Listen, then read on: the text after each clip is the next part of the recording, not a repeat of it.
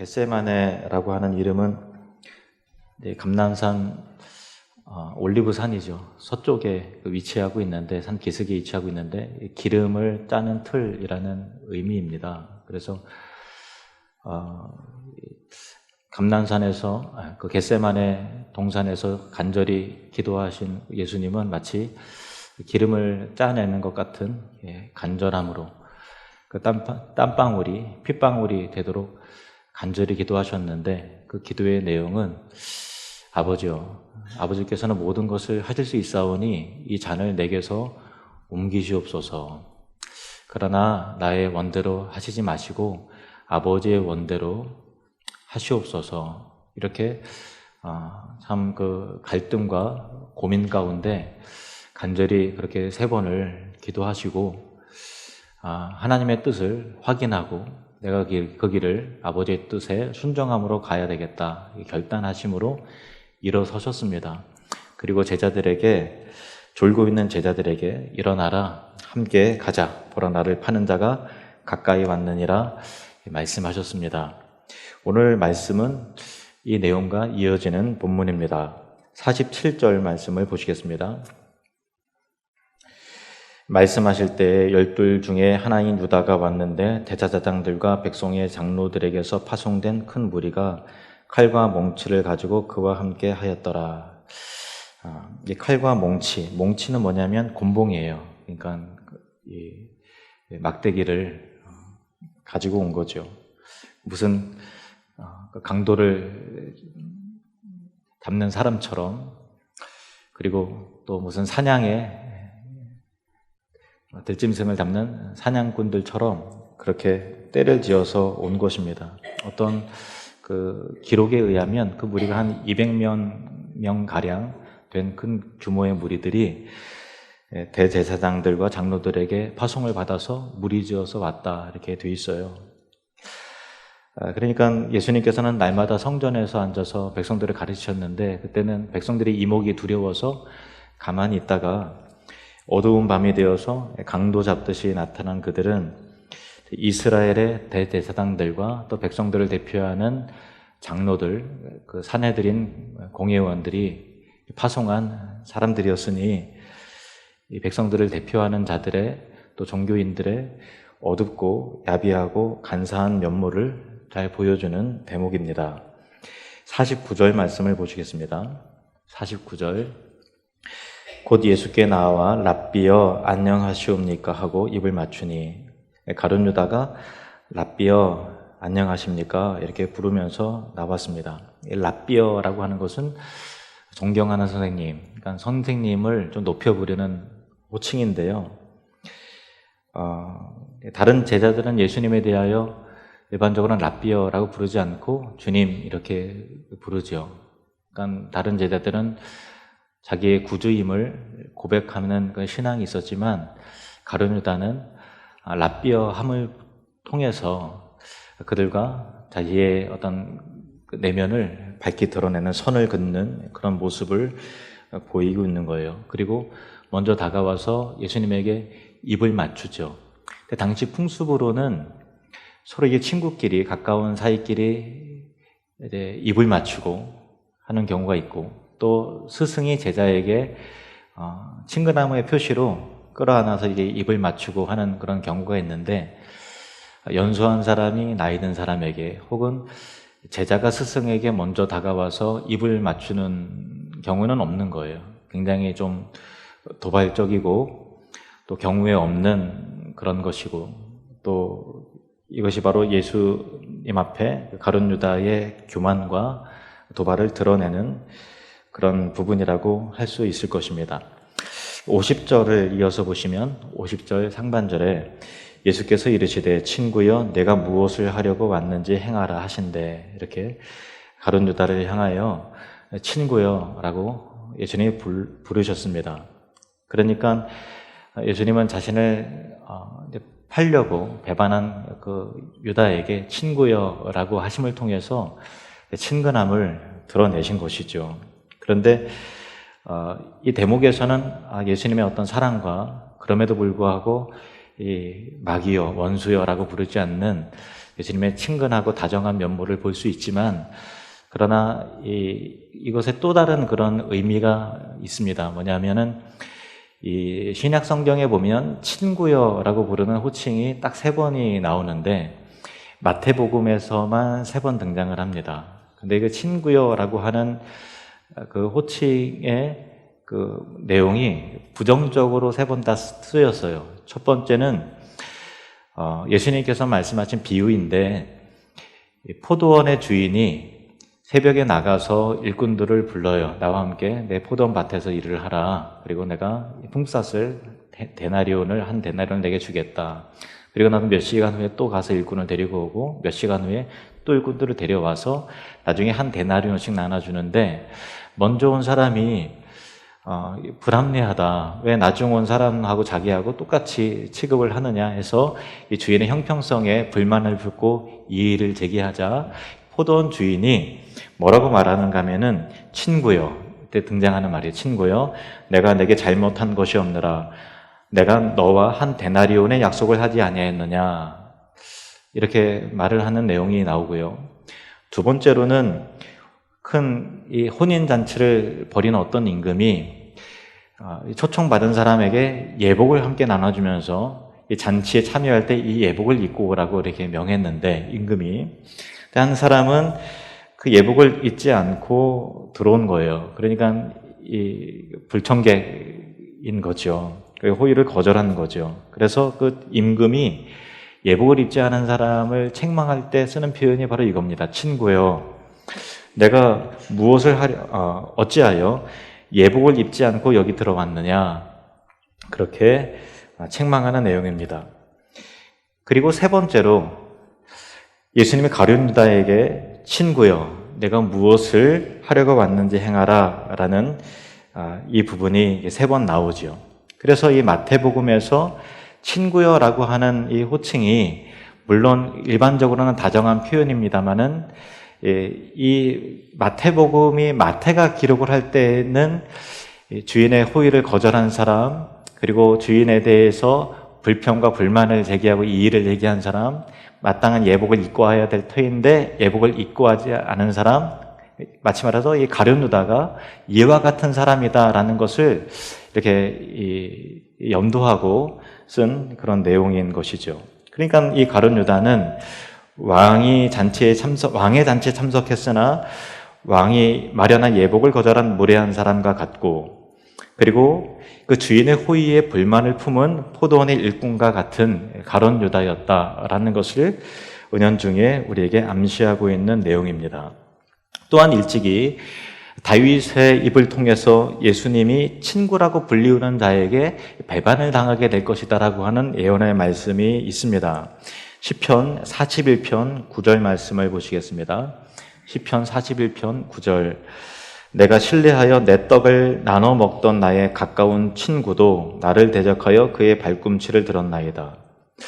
예수님과 가룟 유다의 그 관계와 또 가룟 유다가 배신할 것에 대한 그런 예언의 말씀인데, 내 떡을 나눠 먹던, 나와 함께 음식을 같이 먹고 내 그릇에 같이 손을 넣어서 음식을 취하던 자가, 나의 가까운 친구도 나를 대적하여 그의 발꿈치를 들었다. 이 발꿈치를 들었다는 것은 발의 뒤꿈치를 들어서 걷어차려고 하는 그런 발길질을 하려는 그런 부분을 상징하는 표현인 것이죠. 이 가룟 유다의 배신, 이 불행한 사례를 통해서 깨닫게 되는 부분은 뭔가 하면은, 가룟 유다는 틀림없이 예수님과 3년 동안 계속해서 동행했던 사람이잖아요. 가장 가까이에서 예수님의 말씀도 듣고 예수님의 신성을 목격한 사람이고, 그의 기적과 초월을 가장 가까이에서 경험한 사람인데, 그럼에도 불구하고 그는 영적으로 주님과 전혀 함께하지 않았다라는 것이 정말 놀랍지 않습니까? 우리 생각에는 가장 가까이에서 예수님의 말씀을 듣고 기적을 보면 가장 예수님을 잘 믿는 사람으로 세워질 것 같은데, 그 기적의 상황 속에서 예수님 입에서 직접 선포되는 하나님의 말씀을 들으면서도 하나도 그의 말씀을 그 귀에, 그 마음 가운데 새기지 않았던 가룟 유다와 같은 사람이 있을 수 있는 거구나 라는 것을 통해서 우리는 경건한 사람들과 함께 한다고 해서 모두가 반드시 경건해지는 것은 아니다라고 하는 단순한 진리를 깨닫게 됩니다. 예배하는 현장에 함께 있어도 이 자리에 모두가 다 예배하는 것은 아닐 것입니다. 모두가 말씀을 들어도 그 말씀을 다 귀로 듣고 마음에 새기는 것은 아니라는 것입니다. 여러분은 어떤 사람입니까? 물론 함께하는 것이 중요합니다. 함께함을 통해서 시간과 공간을 함께하는 것이 바로 교회와 공동체입니다. 그런데 함께한다고 할 때 하나님의 말씀을 통해서 영향을 받아야 되는 것이죠. 같이 테이블에 삥 둘러서 앉았습니다. 음식을 먹는 그 자리에서 한 사람은 음식을 도무지 먹지 않고 있다고 한다면 그의 육체에 그 영양소가 섭취되지 않는 것 같이 같은 자리에 있다고 해서 영적인 영향을 같이 받는 것은 아니다라고 하는 것을 우리가 기억을 해야 한다면 나는 과연 어떤 공동체를 같이 세워나가야 될까, 어떤 사람이 되어야 될까라고 하는 중요한 힌트를, 교훈을 얻게 되는 것입니다. 그래서 내가 지혜가 성숙하고 영적으로 발전하기 위해서는 교회 공동체 속에 들어와서 함께 해야 될 뿐만 아니라 그 속에서 말씀의 교훈을 받아들이고 내 영혼과 마음에 새기고 삶에 적용해야 한다는 것입니다. 그래서 초대교회를 보면 그냥 모여서 교제하지 않았어요.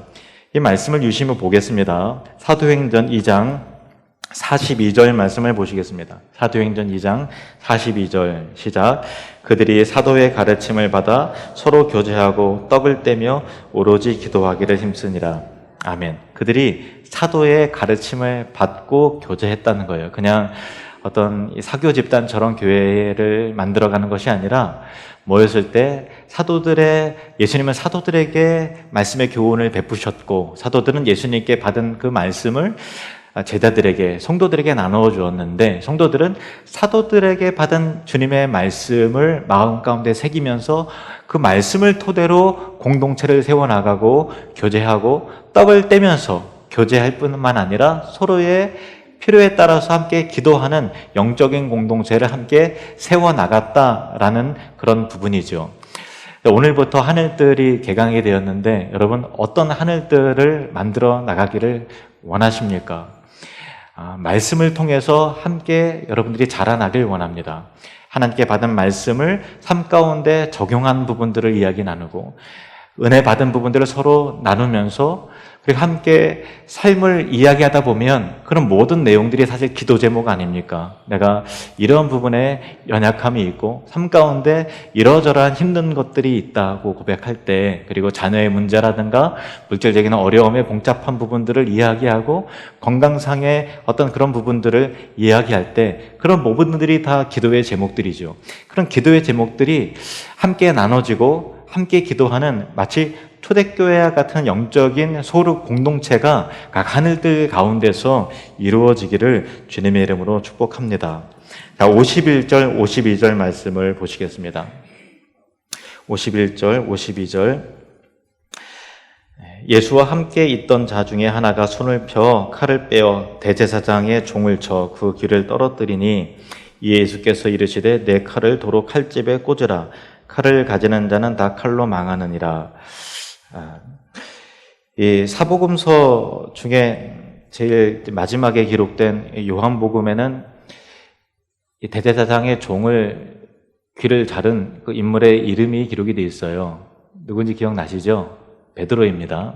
그리고 귀가 잘린 대제사장의 종은 말고라고 하는 이름이 요한복음에는 기록이 되어 있는데 공간복음, 마태복음, 마가복음, 누가복음에는 기록이 되어 있지 않아요. 감추고 있는 것이죠. 그래서 어떤 학자는 마태복음을 비롯해서 다른 공간복음이 이제 먼저 기록이 되었는데 기록됐을 당시가 이제 베드로가 살아 있었을 때니까 거센 이 핍박과 또 죽음의 위협이 있는 상황이었죠. 그래서 아마도 이 베드로의 신변 보호를 위해서 실명을 거론하지 않았을 것이고 요한복음이 기록됐을 당시는 베드로가 이미 순교하고 나중에 기록이 되어 있었기 때문에 그제서야 베드로의 이름을 기록했을 것이라고 그렇게 설명을 하고 있는데 참 일리가 있는 설명이라고 생각을 합니다.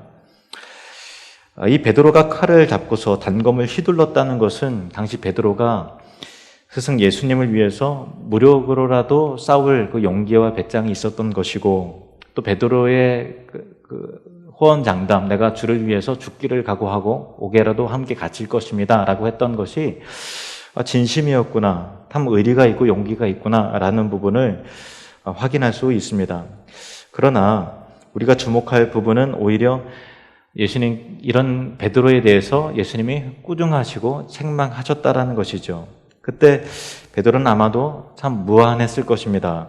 내 칼을 도로 칼집에 꽂으라. 칼을 가지는 자는 다 칼로 망하느니라.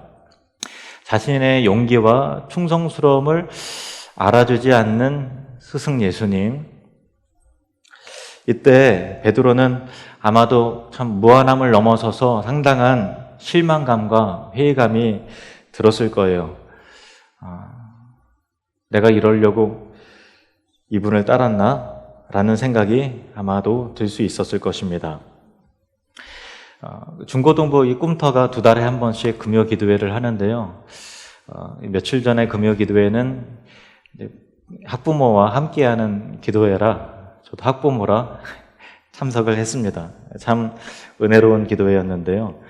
찬양 인도를 하던 한 학생의 멘트가 마음 가운데 와닿았어요. 그 학생이 뭐라고 멘트를 했는가 하면, 우리 예수님은 우리를 사랑하시고 우리를 인도하시고 우리를 꾸중해 주시는 주님이시다 라는 이야기를 했을 때, 아 그렇구나, 이 아이의, 이 학생들의 자녀들의 마음 가운데 나를 꾸중해 주시는 분이 있다는 것이, 그것이 은혜요 사랑이라는 것을 이 아이들이 알고 있구나.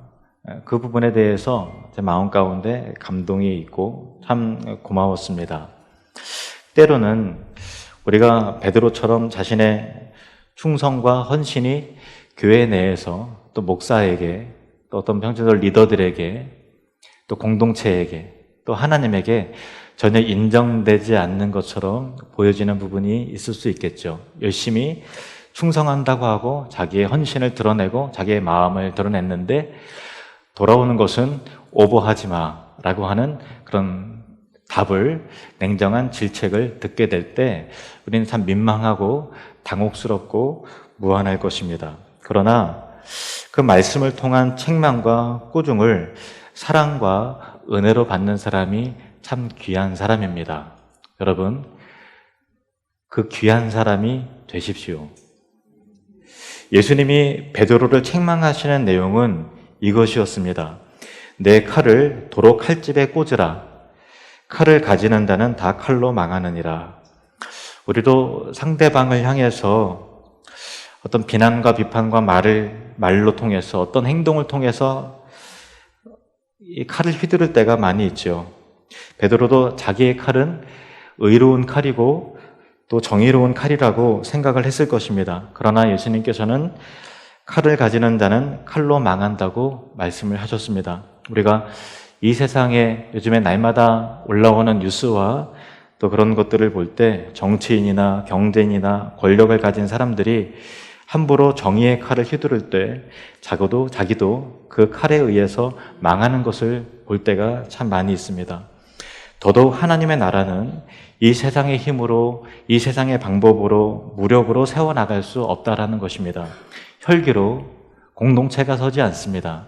자기 의로 사람이 살아나지 않습니다. 세상의 칼로, 폭력으로, 비난과 비판으로 주님의 나라와 구원을 이루어갈 수 없습니다.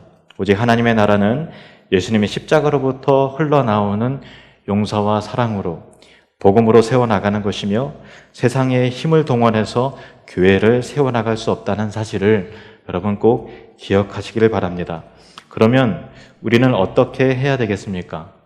정말 감정이 폭발하고 이건 아닌 것 같다라고 하는 상황이 생길 때 우리는 어떻게 해야 하겠습니까? 누가복음에는 마태복음에 소개되지 않는 내용도 나오는데 우리가 기억해야 될 부분이 있습니다.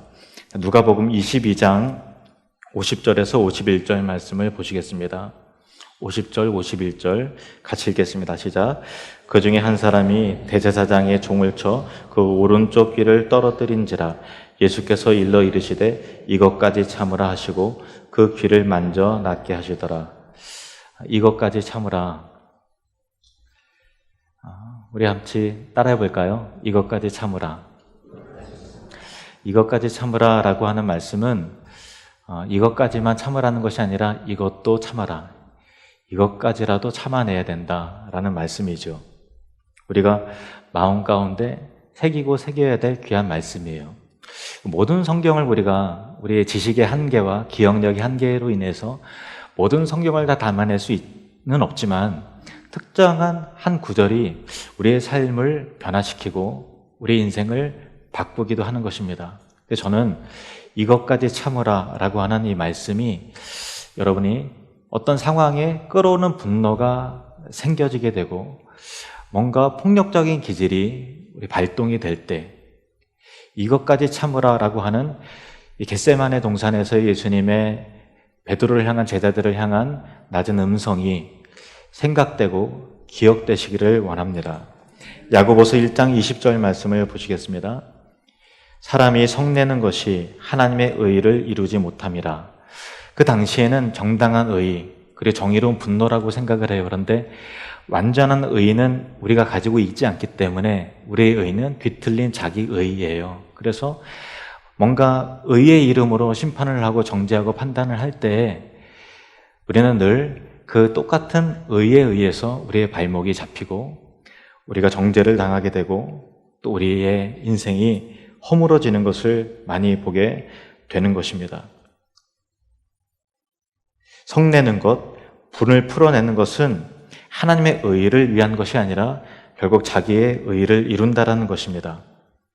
정말 화가 나는 상황 속에서 이것까지 참으라 라고 말씀하시는 예수님의 음성이 기억되시기를 바랍니다.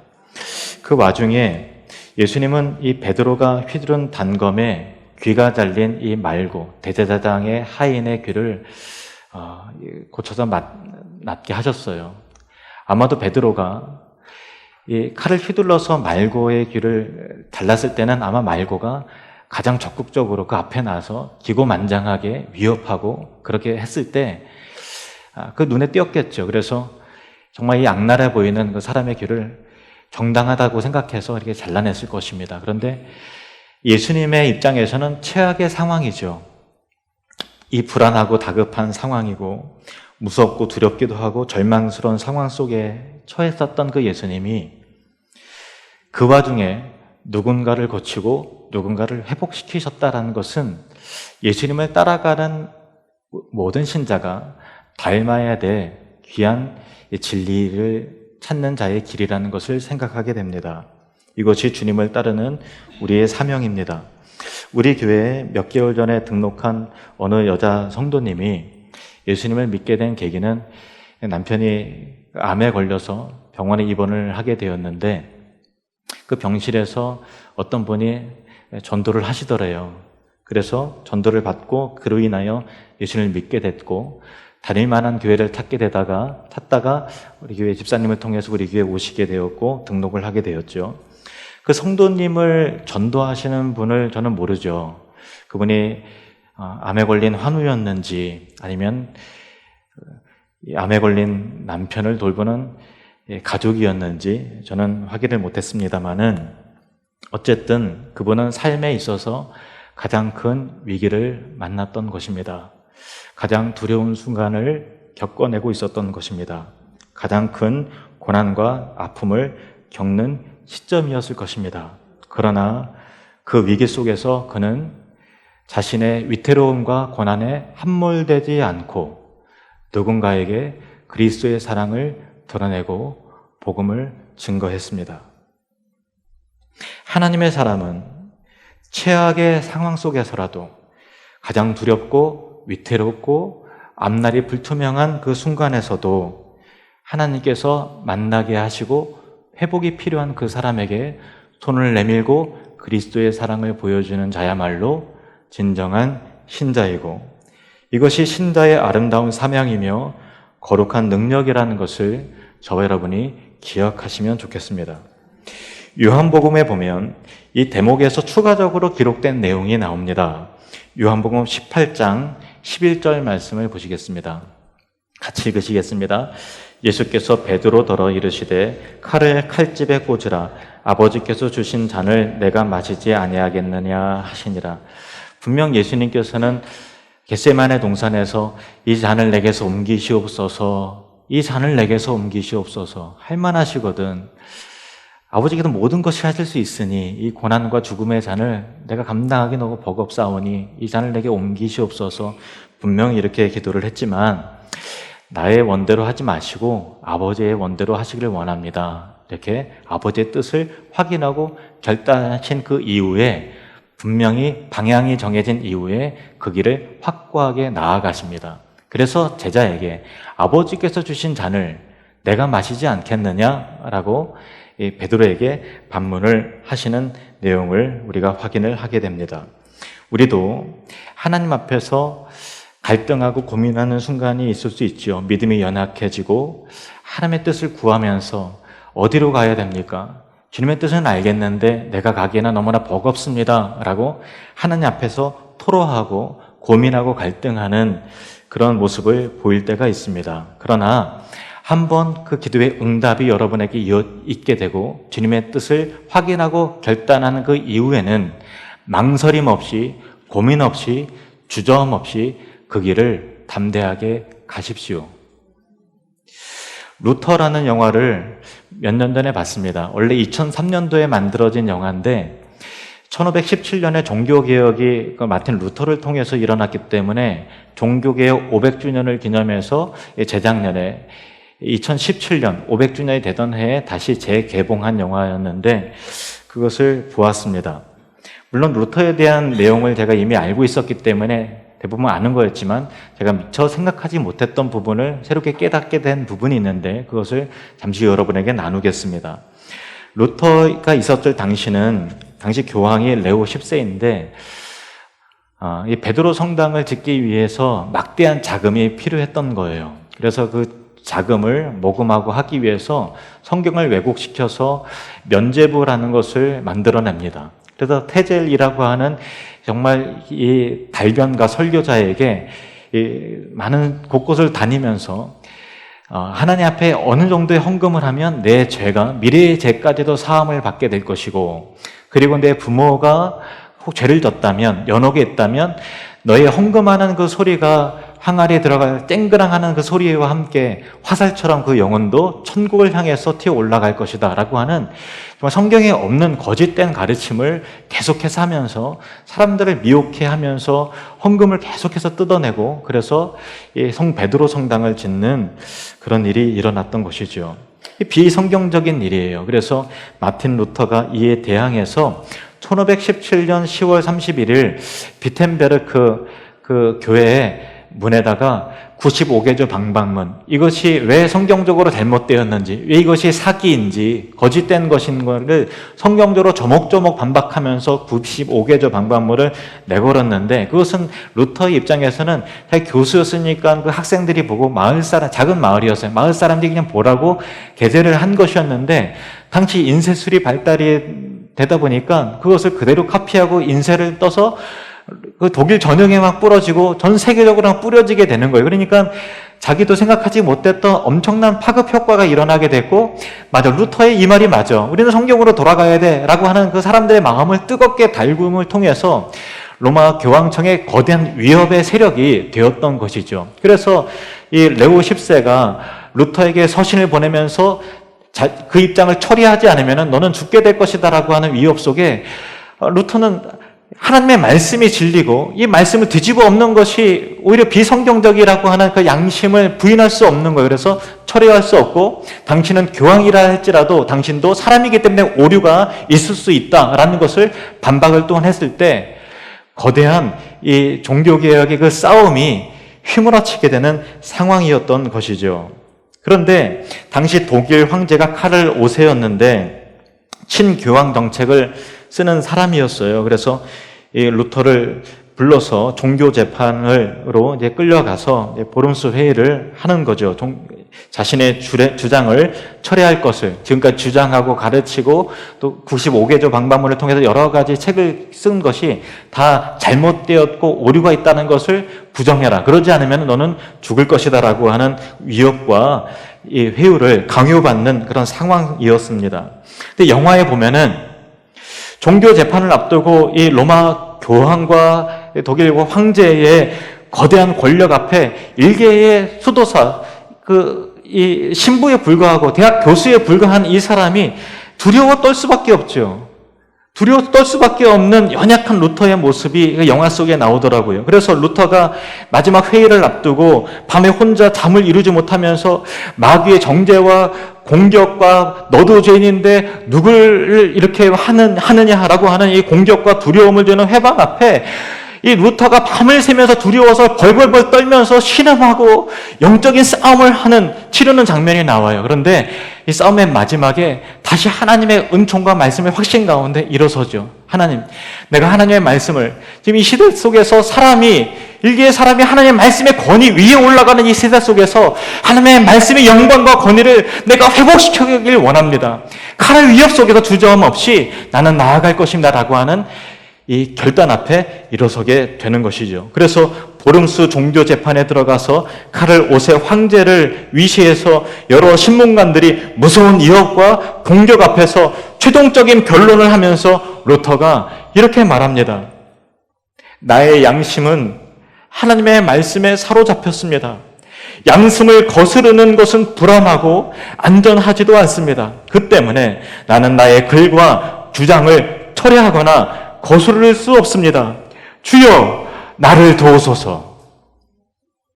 루터가 주여 나를 도우소서라고 하는 부르짖음 속에서 두려워 떨 수밖에 없는 인간의 연약함도 보이지만 하나님이 함께 하시고 하나님께 이 길이 맞다라고 하면 나의 생명을 걸고라도 난 그 길은 담대하게 그 길을 가겠습니다라고 하는 루터의 배짱과 믿음을 보게 되었습니다.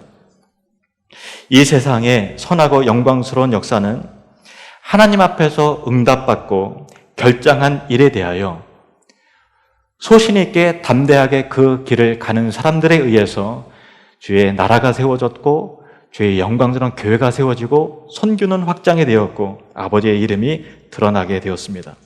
용기 있게 소신 있게 믿음을 가지고 가십시오. 이사야 26장 3절 말씀을 보겠습니다. 같이 읽겠습니다. 시작. 주께서 심지가 견고한 자를 평강하고 평강하도록 지키시리니 이는 그가 주를 신뢰함이니이다. 아멘.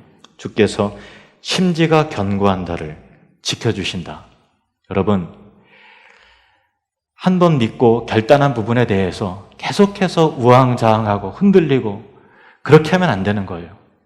잠시 고민하고 잠시 갈등할 수 있지만 마음에 결단이 서고 이것이 하나님의 뜻이요 진리라고 생각하면 뒤를 보지 마시고 소신 있게 믿음의 길을 가는 심지가 견고한, 그래서 하나님 앞에 쓰임받는 역사를 일으키는 저와 여러분이 되시기를 주님의 이름으로 축원합니다. 55절 56절 말씀을 보시겠습니다. 그때 예수께서 무리에게 말씀하시되 너희가 강도를 잡는 것 같이 칼과 몽치를 가지고 나를 잡으러 나왔느냐? 내가 날마다 성전에 앉아 가르쳤으되 너희가 나를 잡지 아니하였도다. 그러나 이렇게 된 것은 다 선지자들의 글을 이루려 함이니라 하시더라. 이에 제자들이 다 예수를 버리고 도망하니라. 예수님의 말씀을 마치셨을 때 예수님이 잡히시고 고난의 길을 가시기로 결단한 것이 제자들에게 확인이 되었을 때 제자들은 예수님을 포기해 버렸습니다. 믿음을 다 놔버렸습니다. 제자들이 다 예수를 버리고 뿔뿔이 흩어져 도망했습니다. 강도를 잡는 것처럼, 들짐승을 잡는 사람들처럼 칼과 몽치를 들고 으르렁거리며 서 있는 무리들에게 예수님은 홀로 둘러싸여 계셨습니다. 사탄이 짐승처럼 울어대고 가룟 유다가 조롱의 눈빛을 보내고 있고 사랑하는 성부 하나님이 이제 서서히 그의 얼굴을 가리우시는 그 암흑 속에서 예수님은 홀로 남겨지셨습니다. 3년 동안 동거동락하며 예수님의 진리의 가르침을 받아왔던 제자들의 도망가는 그 뒷모습을 보시는 홀로 남겨진 예수님의 마음은 어떠했을까요? 그럼에도 불구하고 예수님은 하나님의 뜻대로 움직이셨습니다. 자신에게 맡겨진 사명의 길을 향해 어둠을 향해 발걸음을 옮기셨습니다. 저와 여러분을 위해서 그렇게 하셨습니다. 기도하시겠습니다.